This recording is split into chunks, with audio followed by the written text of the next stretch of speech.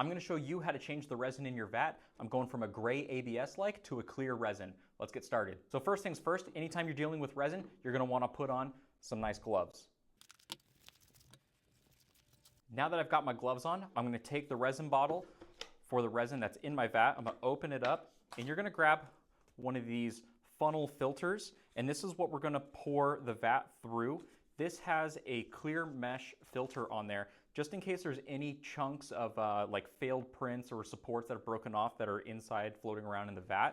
We don't want to put that back in here. That's a hazard. So we're going to pour it through the filter. That way we know that everything in your bottle is nice and clean.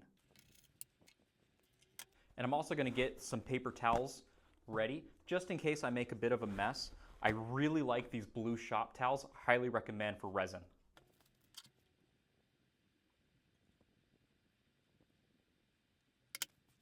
Now we can't just pour our new resin directly in here. This needs to get cleaned now, and that's where some IPA comes in. So you're going to want lots of paper towels, mix some IPA, and get this thing really nice and clean.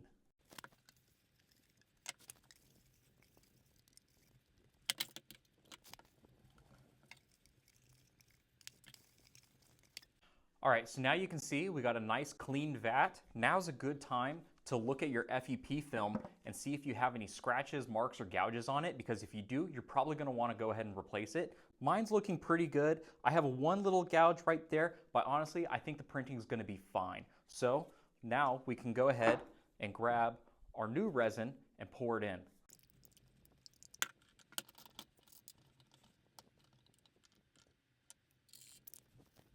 Now we have our resin poured. Now we can go ahead and put the vat back into the machine. So we have the resin changed out, but we're not entirely done yet because we need to take the build plate off. You'll see that the build plate has a lot of your old resin on there. We want to get that off as well. So the same process with the vat, we're going to take some paper towels and IPA and just give this thing a good wipe down. All right, so now our build plate is nice and cleaned off, no more old resin on there. So we're good to go ahead and throw this back onto the machine.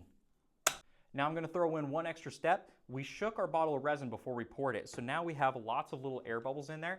If you remember from one of my previous videos, go ahead and grab yourself a heat gun and you'll be able to get those air bubbles right out, no problem. Perfect, you've successfully changed out the resin in your printer. You're good to start printing again.